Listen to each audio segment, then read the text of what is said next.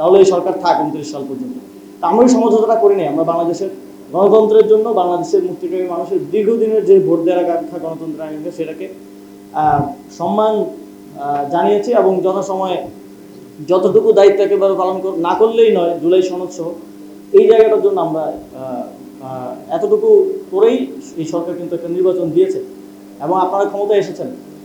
কিন্তু আপনারা ক্ষমতায় আসার পরেই এই নির্বাচনের প্রেক্ষাপট যে কারণে তৈরি হলো, জুলাই এবং জুলাই সনদ, সেটাকেই এক ধরনের ভায়োলেট করা শুরু করলেন এবং সেটাকে চ্যালেঞ্জ করা শুরু করলেন। এবং আপনারা বলে গেলেন যে আসলে বিগত সময়ে যারাই এই ধরনের গণরায়ের বিরুদ্ধে অবস্থান নিয়েছে তাদের কি পরিণত হয়েছে। আপনারা রাজনীতি করবেন, অবশ্যই রাজনৈতিক দল মানেই রাজনীতি করবে। আপনারা জামাতের সাথে রাজনীতি করেন, এনসিপির সাথে রাজনীতি করেন, আরও অপর রাজনৈতিক দল আছে তাদের সাথে রাজনীতি করেন। আপনারা ক্ষমতা পেয়েই জনগণের সাথে রাজনীতি করা শুরু করলেন।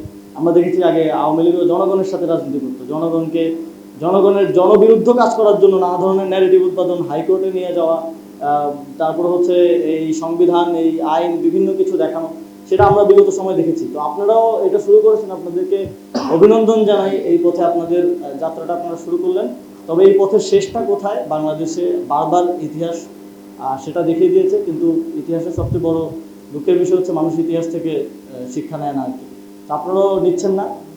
তো জনগণের সাথে এই রাজনীতি, অপরাজনীতি করার ফলাফলটা হয়তো ভালো হবে না এবং সেটার জন্য আসলে খুব বেশি আপনারা খুব নেতৃত্বের দরকার হয় না। আমরা দেখেছি জুলাই গণঅভ্যুত্থানের সময় রাজনৈতিক দল হিসেবে নেতৃত্ব দেওয়ার কথা ছিল বিএনপি জামাতের, কিন্তু তারা তো নেতৃত্ব দিতে পারেন নাই। জনগণেরও তাদেরকে প্রয়োজন হয়নি। আমাদের মতো অখ্যাত লোকজনকে বিশ্ববিদ্যালয় ক্যাম্পাস থেকে কিংবা রাজপথ থেকে ধরে এনে মানুষ তাদের নেতৃত্ব বানিয়ে দিয়ে আন্দোলন সফল করে নিয়ে গেছে। তো নেতৃত্বের প্রয়োজন হয় না। আপনারা যদি বলেন যে এনসিপি নেতৃত্ব দিতে পারবে না, এনসিপির সাথে লোক নাই, জামাত পারবে না, বহুমুখ দল তমুক দল পারবে না, আমাদেরও দরকার নেই। যখন জাতির প্রয়োজন হবে, যখন আপনারা মানুষের সাথে অপরাজনীতিটা কন্টিনিউ করতে থাকবেন, তখন মানুষের মধ্যে থেকে নেতৃত্ব উঠে আসবে এবং মানুষের মধ্য থেকেই ইতিহাস সবসময় সঠিক পথেই হাঁটে।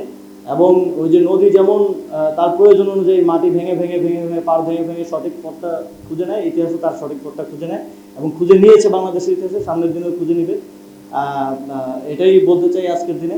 তো আপনাদের প্রতি আমরা সবসময় বলেছি যে আমরা আপনাদেরকে সহযোগিতা করতে চাই, সেটার জন্য প্ল্যাটফর্মটা আপনাদের তৈরি করতে হবে। আপনারা যদি জুলাই সনদের প্রতি গুডউইলটা দেখিয়ে সেটা বাস্তবায়নের মাধ্যমে এবং যে কমিটমেন্টগুলো আপনারা আমাদেরকে করেছিলেন, জাতিকে করেছিলেন, সেগুলো বাস্তবায়নের মাধ্যমে সামনের দিকে এগিয়ে যান, আমরা অবশ্যই আপনাদেরকে সহযোগিতা করব। আর যদি না করেন তাহলে আমাদেরকে জনতার কাতারে ফিরে যেতে হবে এবং জনতাকে সাথে নিয়ে বাংলাদেশের ভবিষ্যৎ নির্ধারণ করতে হবে। আপনাদের সবাইকে ধন্যবাদ।